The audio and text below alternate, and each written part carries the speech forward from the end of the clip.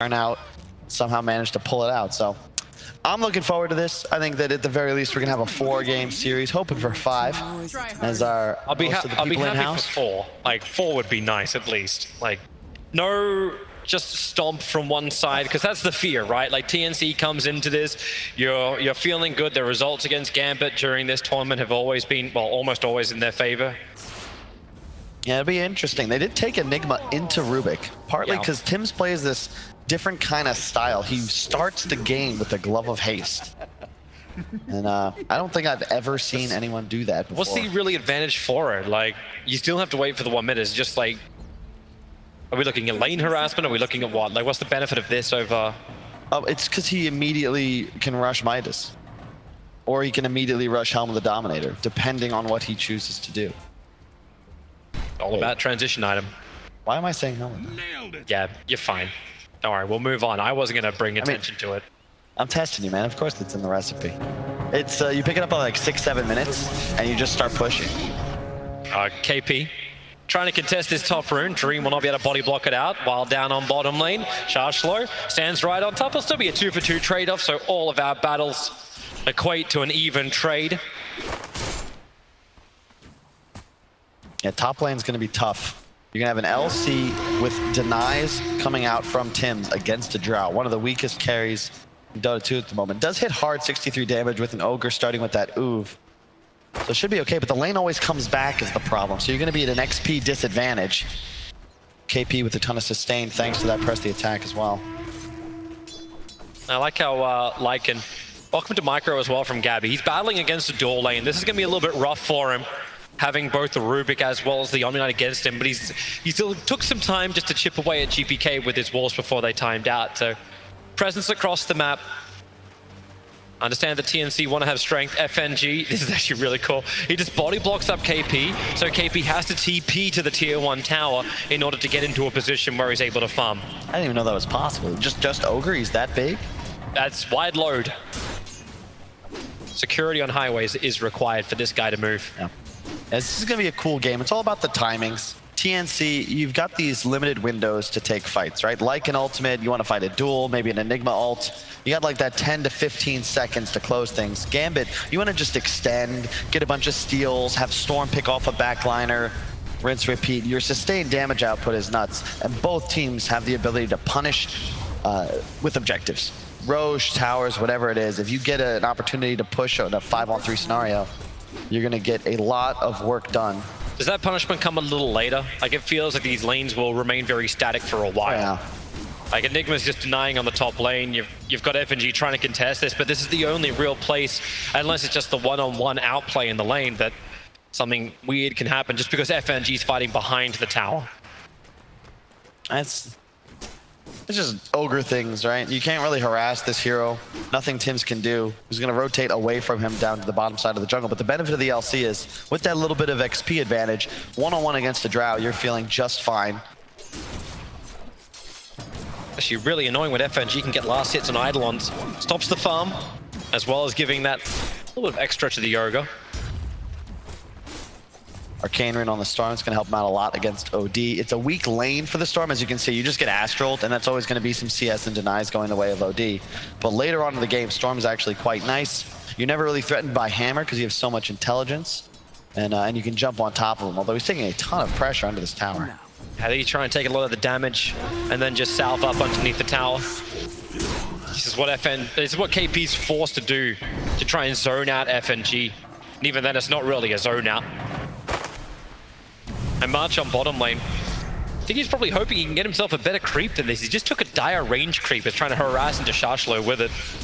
Yeah, they did a nice job. Even though there was a sentry, so he has his easy camp open. Vampire's done a great job just body blocking at every spawn. So nothing that March can do. You can take the Sata from the side. Actually, no, you can't. That was the big nerf. You need to level. You could take the tiny one for the purge, but that's obviously not going to allow you to harass. You want the mana burn creep, but he'll need level 3 for that.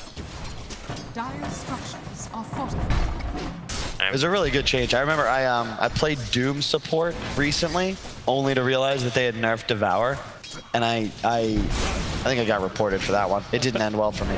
That'd be why Doom is one of the unplayed heroes of this tournament. That's been a pretty diverse week. There's only, I believe, 12 heroes that haven't been played at ESL 1 so far. That's a given, especially when a lot of these teams, it's a late patch. You're trying to discover an identity with a lot of these new squads. But even with the late patch, like Io is one of these heroes that has not been played at ESL 1 this week. Really? Yep. Huh. No one's touched him after what happened at TI. Just ignored. He did get nerfed slightly, though, to be fair. It's a really peaceful game, man. I don't know if that's really... That's not the way I like this to be.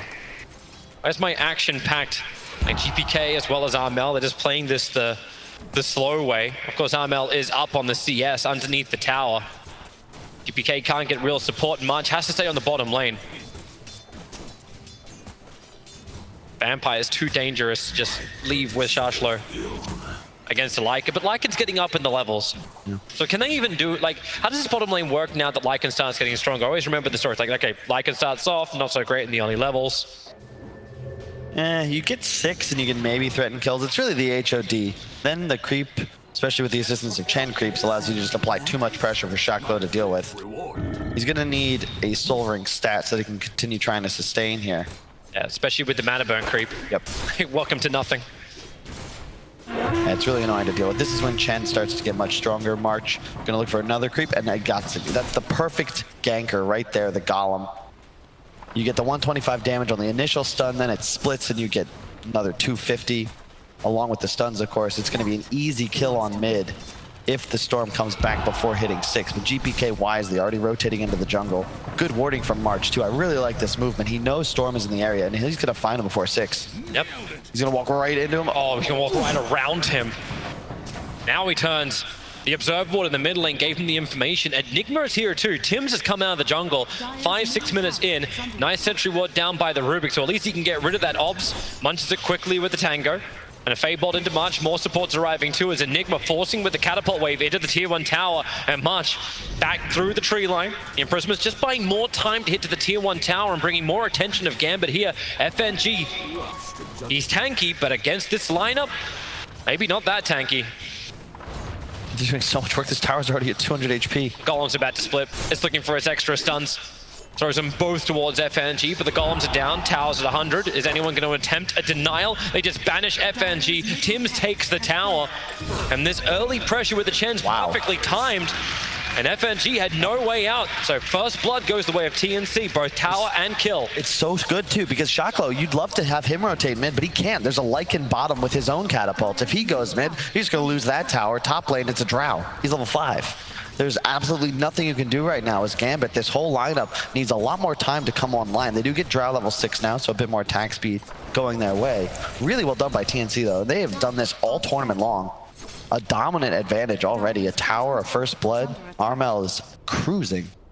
They just have to keep this pressure up, right, TNC? But at least they're not running the clock. Like, if you have an Alchemist on the other side, you need to start taking more towers, keep forcing the issue. But right now, it's just putting more money in. The Hand of Midas, 7 minutes on that Enigma. He went HOD in the previous 2 games that they ran this strategy after starting with the Glove of Haste. However, in this game, when you get it so early, 7 minutes in, you were... like, you don't need to really worry about your net worth for the rest of this game. You worry about your Chen. March is in a little too deep. He was underneath the dire Obs and Sentry. Gambit realizing after TNC were invading into their jungle, they needed to know where they were going. And that's just an easy pick-off on the Chen. But he is the bottom net worth for TNC.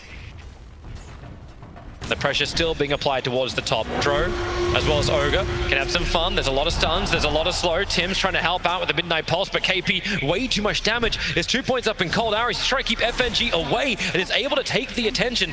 Combining with his conversions, moving over towards Dream. Really good micro from Tims. If those conversions aren't there, he's probably just going to get turned around on, but Dream threatened by the damage.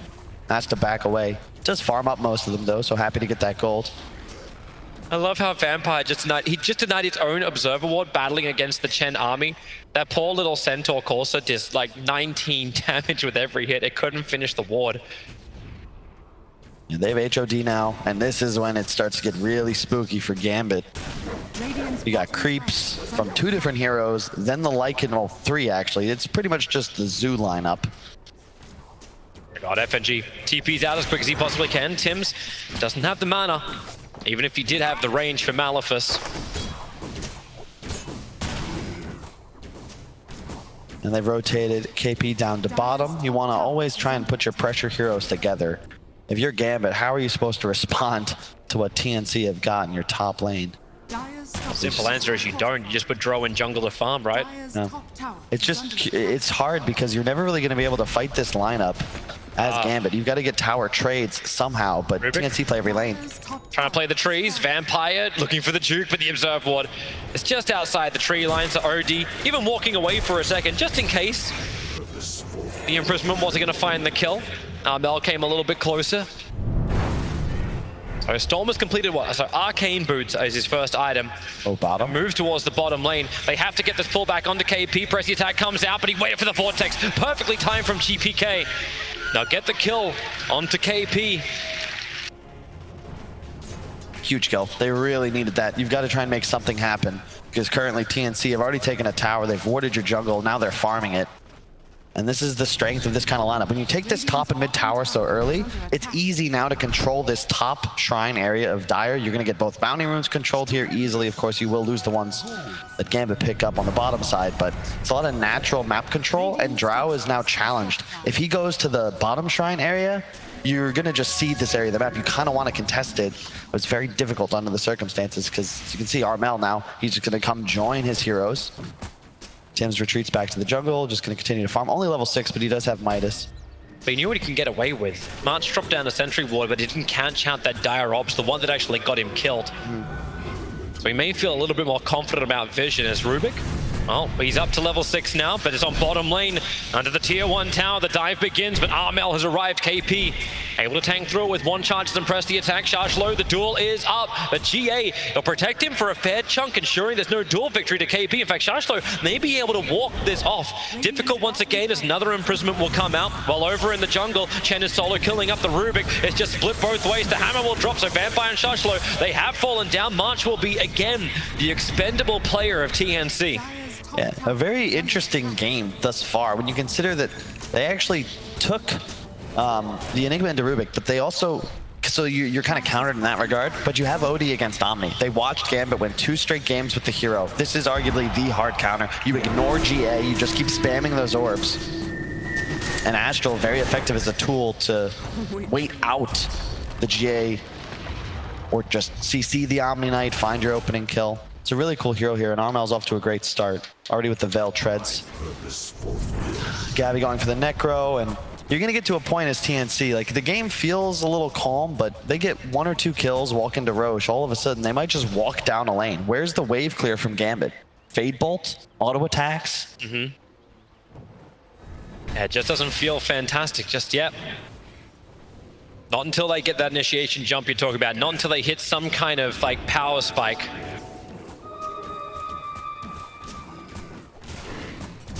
That's all taking a little bit of extra time, and that's fine for TNC. Gabby's doing his thing up on top lane. The Necro book will be coming on the courier once the couriers manage to go back to base. Yep. KP's rapidly approaching a Vlad's too, so the auras are all going to rack up nicely for TNC, just be this big ball. But and so does Storm, like, once he's got the Kaya, can you look to the backline jumps? Can you look to, like, remove this Chen Not very really. early on? If you talk to Will, right, the one hero he's got a lot of expertise on is that Storm. The way you beat it is to push. You deny him the ability to scale into the late game. The Kaya is nice, but it's still just a farming tool. You need that second item. You need a Bloodstone. You want an Orchid, maybe even a BKB in this game. That's when you could potentially just start hunting enemy heroes, but you're so weak for so long if you can't just... They're not even really able to pressure towers now either because TNC have too much wave clear. Oh, multicasting stun coming in.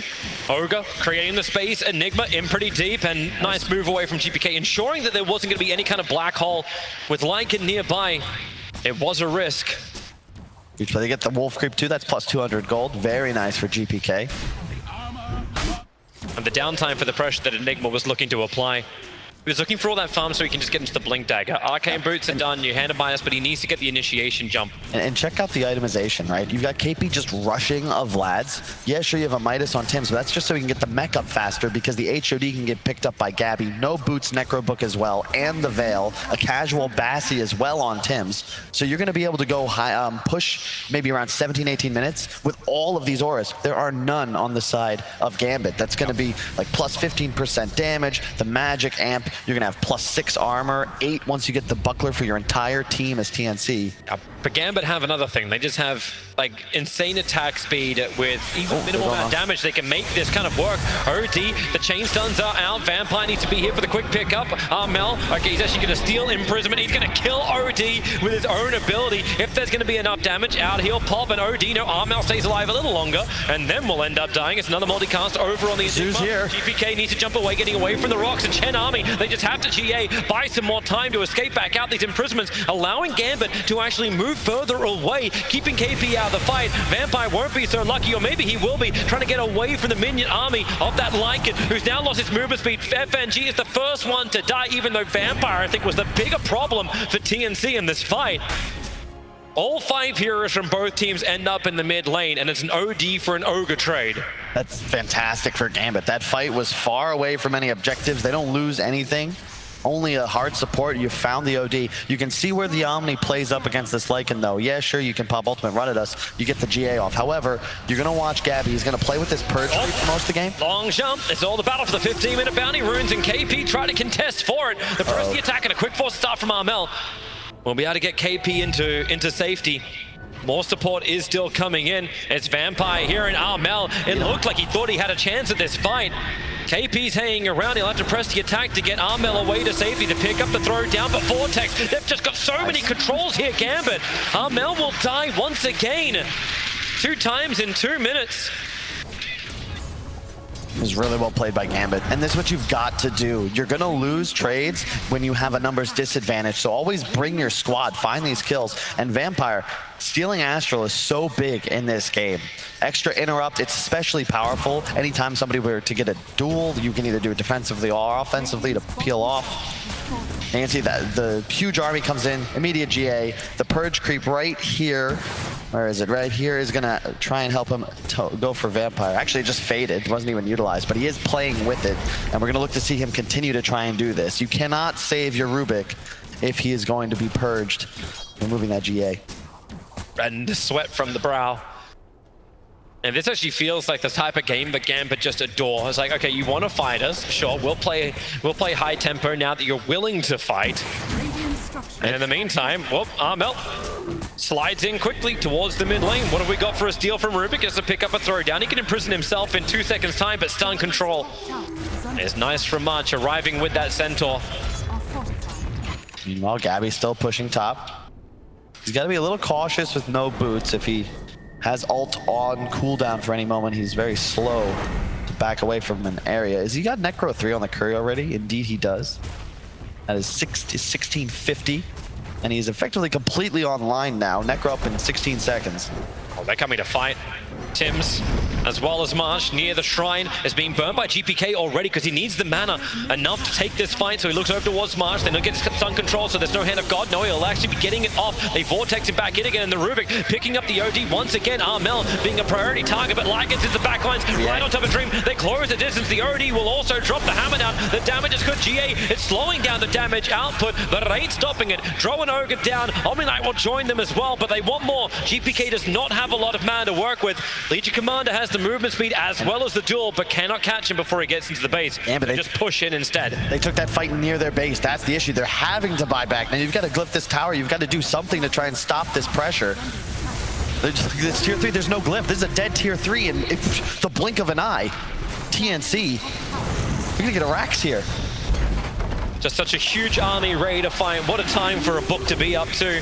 Vampire's trying to slow things down. Storm jumps in, looking to clear out the wave if possible. Gets the Vortex over a Legion Commander. Gotta be careful. Dropping down low. Mashi is FNG. Gabby just surrounded him with Tims with the army of March. Dude, get the kill on the Ogre, the dieback on him, as well as taking the melee racks. When the Necro Book and Howl are active from Gabby, TNC have like 10 different buffs. It's absolutely insane how much team they look at what OD's playing with. You've got the bonus regen from the Chen passive. They're just also formidable. A nice force away from Armel, drops the hammer. Now GPK, he just shined up, sure, but he's completely out of mana.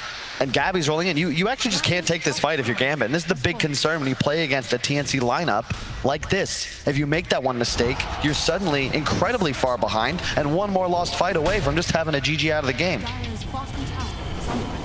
This is Gambit. Even when you're behind, you still feel like there's a chance. Dream, nice push up. Able to get the gust back, but this is a Lycan shapeshift.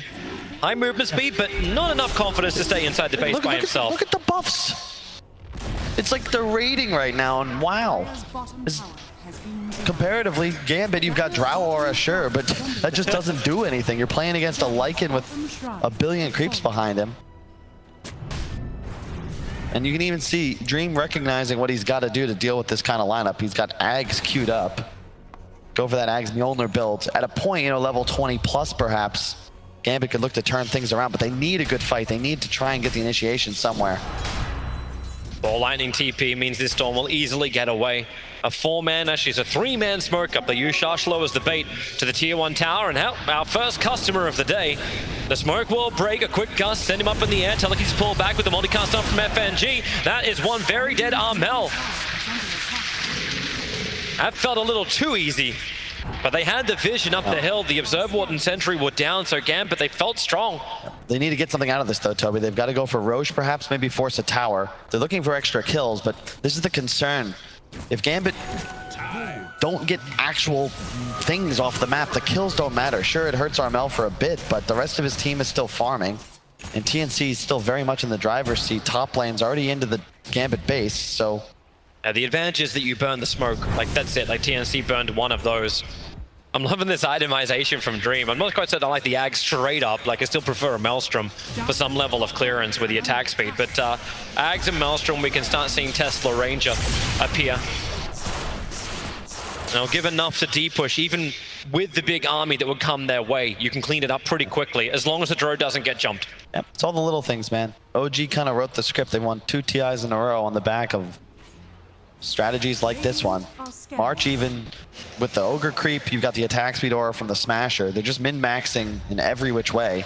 Solar Crest, next item on KP, coming up soon. Smoke and come out from Gambit. There's so many observers and sentries throughout the dire jungle. The TNC, without this smoke, they would have seen a lot. Storm jumps straight across the pit and out the other side. Gets information on Roshan. Roshan still dropping low, 1000 HP. The Sons of Legion Commander. Here's your follow-up, and in they go. But Armel, he actually gets the Aegis Immortal. GPK cannot secure the seal. Is looking for a tent. It's the black hole, but he caught Rubik, so there's no turnaround. The Drow getting some good damage out, but all he'll end up doing is killing Tim. No, he doesn't. March has the heals for days. And Dream will die as he walks back out this mid lane. He does not escape this. A blink forward from Tims will get this done with a dual victory. And Armel, who's been the punching bag of Gambit at the start of most fights, now gets himself a triple kill. You're going to need to play a hell of a lot faster as Gambit. You need a lineup that peaks in the mid-game. You are not going to be able to get to 30-plus minutes against a team like TNC playing this way. Let him go. You can't just go straight for throne. It's 22 minutes in. Why not? They're trying to get buyback, so if just win the game as well, either will work. It's like, hey guys, have I got Hal back up? Yeah, we do. Let's just go, go, go.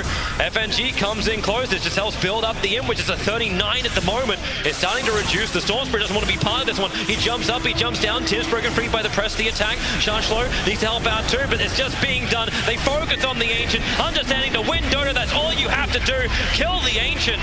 And in 22 minutes, TNC take game 1 of this ESL 1 Hamburg Grand Final.